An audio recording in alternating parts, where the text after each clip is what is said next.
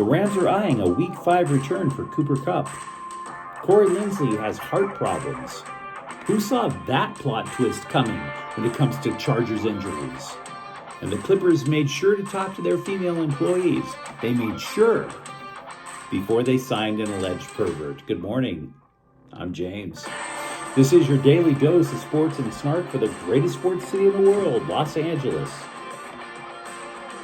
This is the faithful Angelenos Morning Report.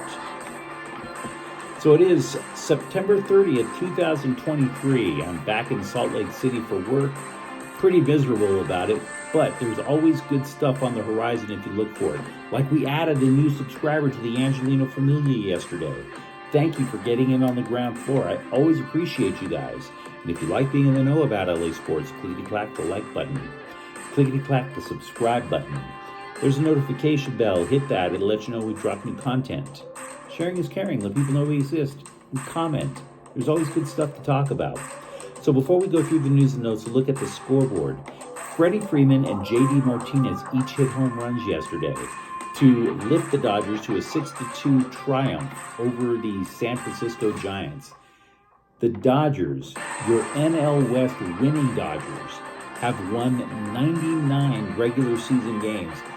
You didn't see that coming. Let's be real. None of us did. They're one win away from still getting that 100 plateau. That's a good year, especially with all the turnover in the roster. Meanwhile, today, the Dodgers are playing at San Francisco again at 7. Clayton Kershaw is 13-4 with a 2.42 ERA. San Francisco is going to throw out Tristan Beck. They're not even trying with their starters anymore. These are all bullpen games. The guy has a 4.05 ERA. 8th-ranked USC is playing at Colorado at 9 a.m. Thanks for nothing, Fox Network. You're making Pac-12 after dark seem like a good idea. By the way, I posted a Friday Night Chalk Talk last night where, if you are a Trojans fan, I broke down how the Trojans defense breaks down.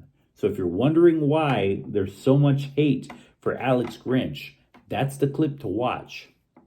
Portland is in town. They're going to play the Galaxy at 7:30. The big question is, will Ricky Pouge play? He injured his ankle in Austin. LA is currently 6 points behind the last available playoff spot in the Western Conference. So with 5 games to go, this one's pretty much must win. So we'll start with the Rams for the news. Sean McVay said Cooper Kupp will begin practicing next week with the hope of making his season debut Week 5 against Philadelphia.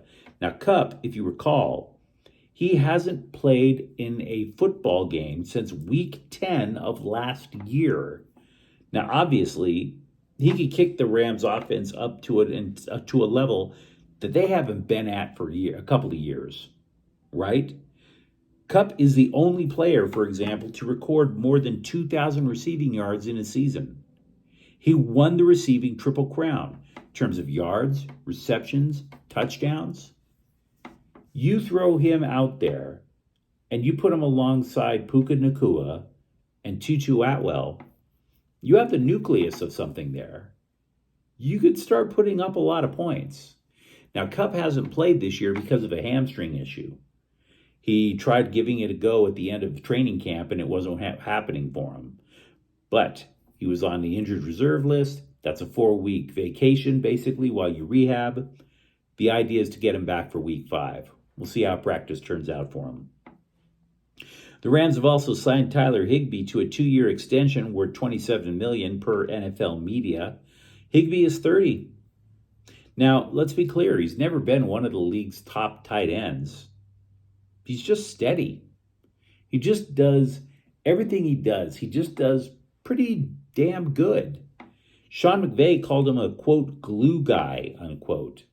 So it looks like Higbee is going to end his career with the LA Rams.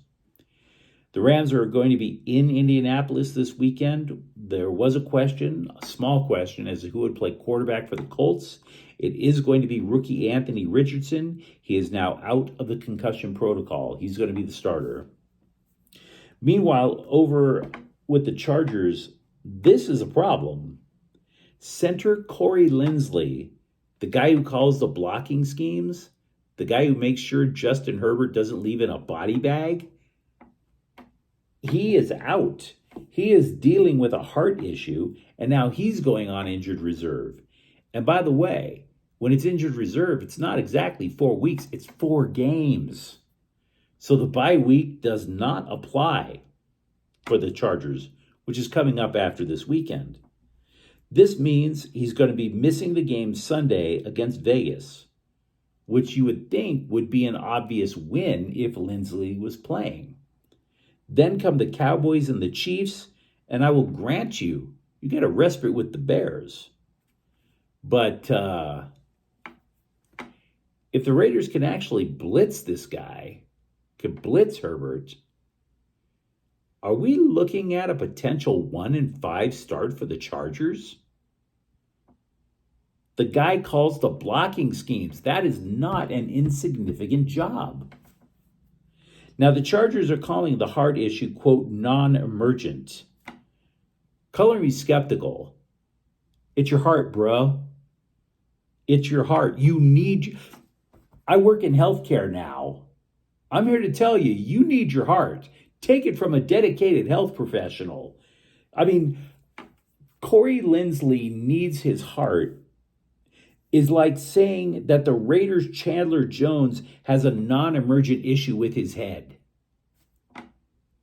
You need them both. I'm here to tell you, they may claim it's not emergent, but if you're a young man, if you're in your 20s and you're having heart problems, that sounds pretty emergent to me. Now, by the way, Will Clapp is going to start in Linsley's place on Sunday against the Raiders.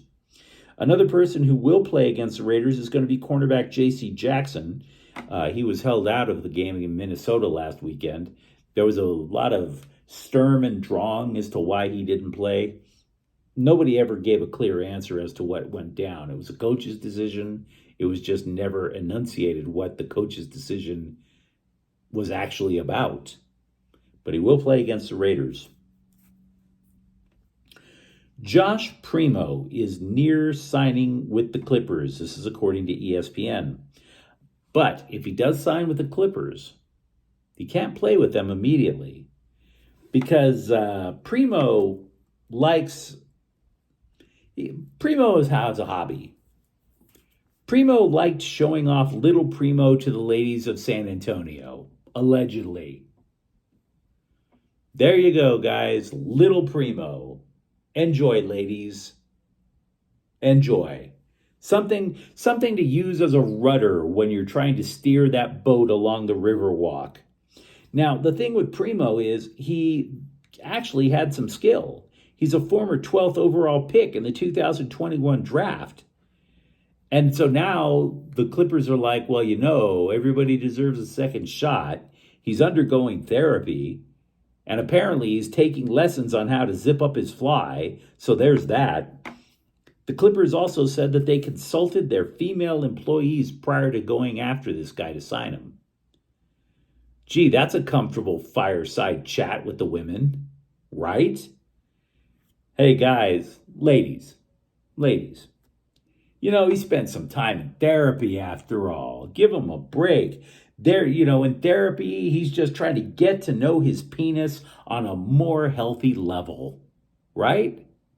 He's just opening up to everybody. That's all it is. It's healthy. It's healthy. Would you mind if we signed him now?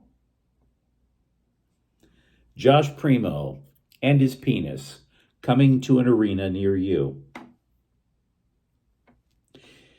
Dave Roberts said he considered moving catcher Will Smith down in the order. Now, Smith, he's been consistently an offensive threat, maybe the best offensive catcher in the game, but he's had an off year this year. The guy's played with a broken rib, and as you might imagine, that kind of impacts your swing a little bit.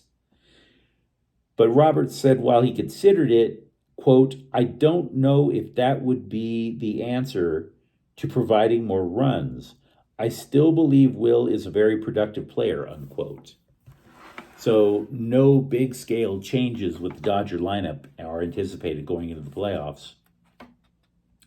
Yesterday, We mentioned how other Lakers took after LeBron James when it came to staying in shape in the offseason.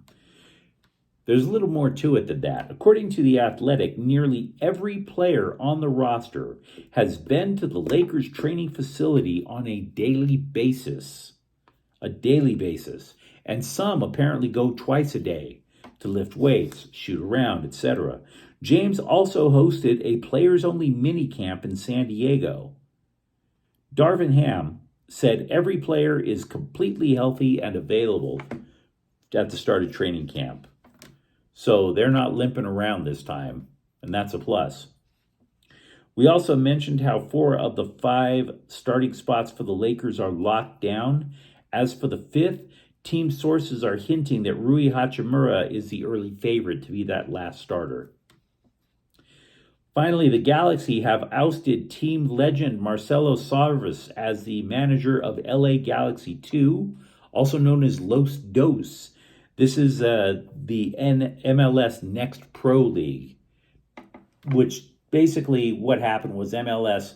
There were a bunch of MLS teams that created a minor league team, if you will, put it in the USL. The MLS said, "Nah, we want that money." They created their own league called MLS Next Pro. Sarvis is the manager of Galaxy 2, but his record in a year and a half was 7-22-7. Team legend or not, that reeks, bruh. You have to go. Thanks for the memories. But you let me know what you think in the comments thread. Talk to me about a Rams offense with Cooper Kupp and Puka Nacua. Talk to me about, will the Clippers have to make sure this new guy is going to have to wear pants on the court and basically suspenders to keep them from falling down to his ankles? And if you enjoyed the content, don't forget to subscribe to Faithful Angelenos. We're talking LA sports, even in the dead of night in these parts. Thanks for watching. I'm James. We'll be back tomorrow. Faithful Angelenos is a Kian Corte El Queso production. Take care.